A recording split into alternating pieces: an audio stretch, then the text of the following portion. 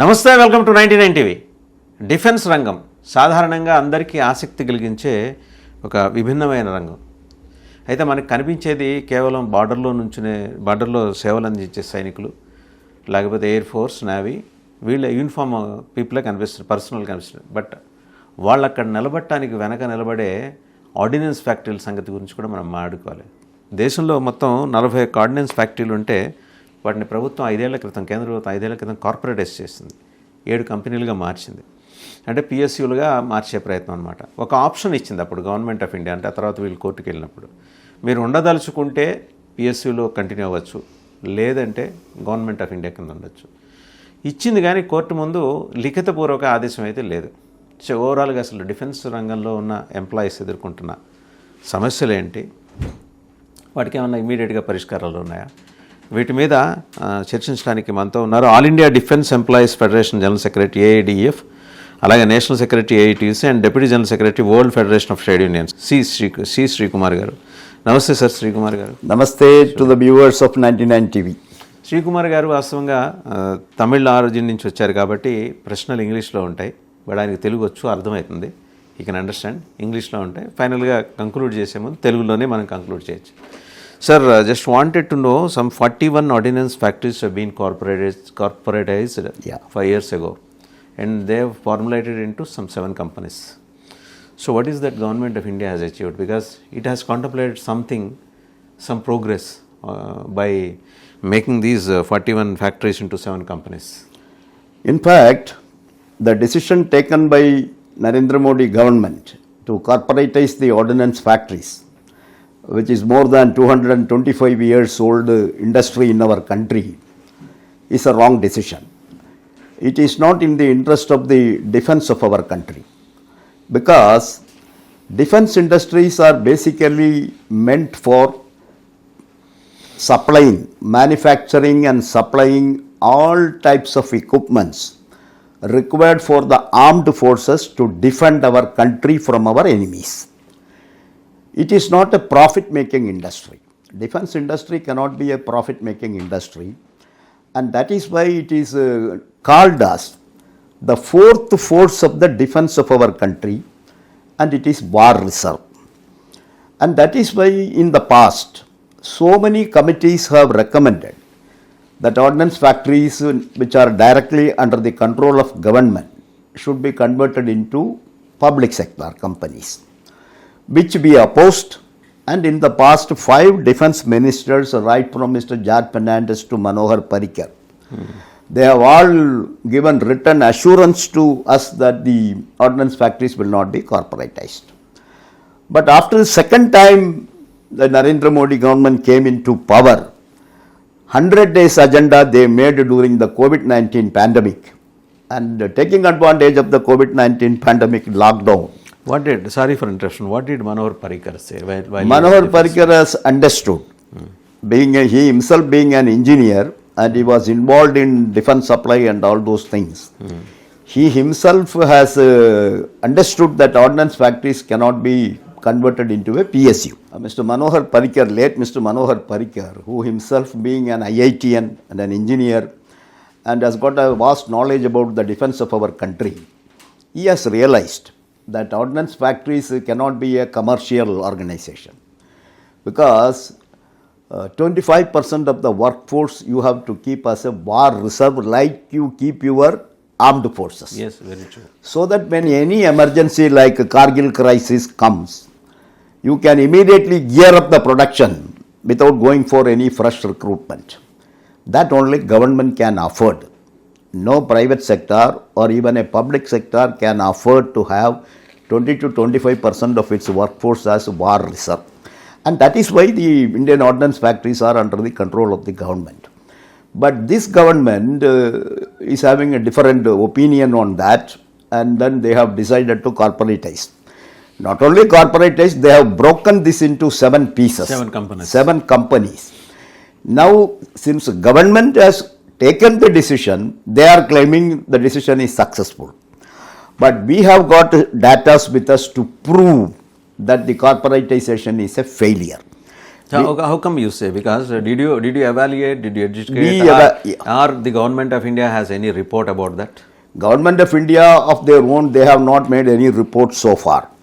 But they claim, the Honorable Raksha Mandri used to claim in different meetings and in the parliament, corporatization has given an improvement in the performance of the ordnance factories, which we disagree.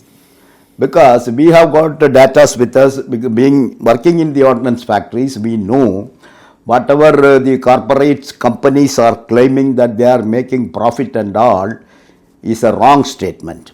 In fact, in one of the meeting, we have directly told the Secretary DP that an independent committee has to be appointed and they should go dispassionately into the functioning of these 5 years of the 7 companies, whether they have done anything useful for the nation. What did the Secretary say? Secretary DP has not reacted. Secretary Defence Production has not reacted, but we have told this to him that this needs an analysis. According to us, corporatization is a failure. It has not given any improvement. Rather, when the ordnance factories was under the control of government, in the year 2017-18, we have crossed the production target of more than 17,300 crores without GST. Now, after corporatization, they are claiming that we have crossed 20,000 crores with the GST. But if you take the inflation and the money value and all those things, Ordnance Factory Board in 2017-18 has given 17,300 without GST means today it is almost near to 26,000 crores. It has come down drastically. It has come down drastically. And now the another problem these companies are facing, because they have become public sector, the armed forces are telling we will not place a directly order to you. You have to compete with the private sector in the name of level playing field, which a public sector will not be able to do because they are not established for making players profit. Are there in the industry now. They are coming, they have given licenses to Ambani, Adani, Tata, Mahindra, so many private corporate houses. Now government has given permission and they are opening up their industries with the foreign collaboration and all those things. Because that is the policy of the government, which we are vehemently opposing. So coming to the point, what is the future of 60,000 employees in 41 factories, earlier factories and now into 7 companies? Yes. As you know, these employees, they are basically central government employees, called as defense civilian employees, since they are working in the defense. They are appointed as central government employees. In their appointment order, there was no such condition that after some time I will make you a public sector employee. There is no such contract in the appointment order. But then since the government has asked these workers by publishing an order arbitrarily that you all will be on deemed deputation with the 7 companies. First they told 2 years, then they extended by 1 year, 1 more year they have extended. Now this status of the employees as central government employees is up to September 2026. Now the All India Defence Employees Federation, the major federation of the defence civilian employees, we have challenged the government decision of corporatization in the Madras High Court. We challenged 2 aspects. One is the corporatization itself is wrong, unconstitutional, it should be scrapped.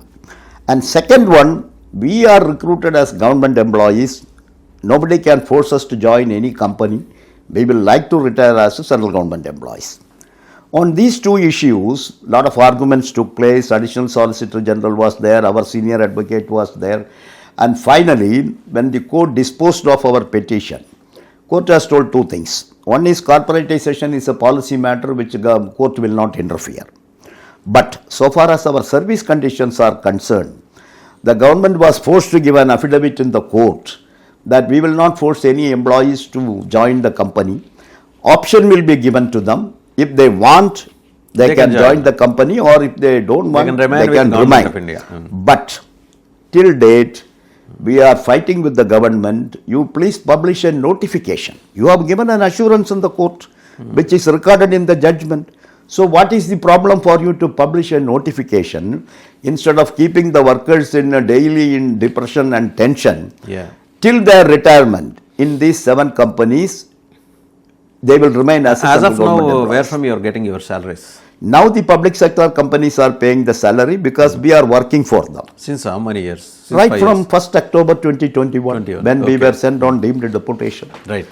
But for all purpose, we are central government employees. All our other service benefits. Your I-cards and your I-cards, they have changed. Permanent I-card is there. That is permanent I-card. But the for some roll number. all those things remains. But since it has become a company, now for our attendance purpose and all, the companies have started issuing their own cards. But then we have told the government emblem should be there in that. What is your future course of action, Mr. Srikumar? Future course of action, you see, a successful unity we have built up in the organization. We have got 3 recognized federations, including AIDEF and some associations. And the happiest part is the officers, the Group A officers who are called as Indian Ordnance Factory Service Officers, IOFSA, who come through UPSC and civil service examination. They are also with us. Okay, good. So we have made a joint front called United Forum of Ordnance Employees. And now we are jointly fighting. In fact, government directed these 7 companies to call us for a meeting for discussing the absorption package.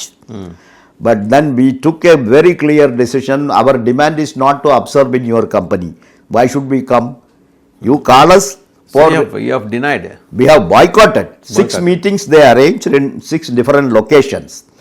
First 3 meetings we boycotted and government was forced to dismantle the remaining 3 meetings. This is the present position. We are firm, we are committed that our last employee who will be retiring in 2052, he will retire as a government employee. Right thank you mister Srikumar. Thank you you. Very much. చూసాం కదా శ్రీకుమార్ చాలా ఫర్మ్గా చెప్తున్నారు. All India defence employees federation general సెక్రటరీగా కూడా ఆయన విస్తారంగా బాధ్యతలు నిర్వహిస్తూ వచ్చారు. 41 ఆర్డినెన్స్ ఫ్యాక్టరీని 7 కంపెనీలుగా చేసి పిఎస్సీ కింద ప్రభుత్వం మార్చిన తర్వాత ఈ 5 ఏళ్లలో ఎలాంటి ఇంప్రూవ్మెంట్ చూడలేదని శ్రీకుమార్ చెప్తున్నారు. గవర్నమెంట్ ఆఫ్ ఇండియాకు ఉద్దేశం ఏంటంటే కార్పొరేటైజ్ చేస్తే లెవెల్ ప్లేయింగ్ ఫీల్డ్లో ప్రైవేట్ ప్లేయర్స్ కూడా వచ్చి దీనికోసం టెండర్లు వేయచ్చు.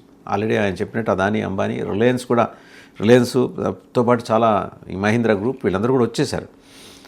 రేపొద్దున వీళ్ళందరూ కూడా ఈ వేలం పాటలకు కనుక వస్తే, అంటే ఈ టెండర్ పాటలకు కనుక వస్తే, ఒకవేళ వాళ్ళు చేజిక్కించుకుంటే, ఈ ఆయుధాల తయారీ వ్యవస్థలని వాళ్ళు చేజిక్కించుకుంటే ఈ కంపెనీల పరిస్థితి ఏంటి?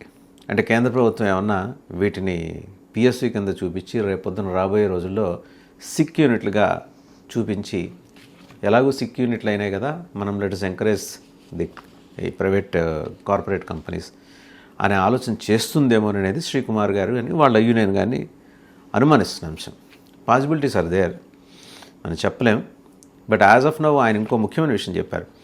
వాళ్ళు గవర్నమెంట్ ఆఫ్ ఇండియా కింద ఉండగా వాళ్ళు చూపించిన revenue 75,000 crores without GST. Corporatise అయిన తర్వాత చూపించిన రెవెన్యూ 25,000 crores. ఈ వాస్ట్ డిఫరెన్స్ని ఆయన పాయింట్అవుట్ చేస్తూ పిఎస్యూలుగా మార్చిన తర్వాత మరి 75,000 కోట్లు 1,50,000 కోట్లు కావాలి, 25,000 కోట్లు ఎందుకు అయింది అనేది ఆయన ప్రశ్న. Last employee of the defence industry 2052లో రిటైర్ అయ్యే డిఫెన్స్ ఇండస్ట్రీకి చెందిన చివరి ఉద్యోగి కూడా గవర్నమెంట్ ఆఫ్ ఇండియా నుంచి రిటైర్ అవ్వాలి. అది ఆయన కోరిక. Thank you very much sir. Thank you.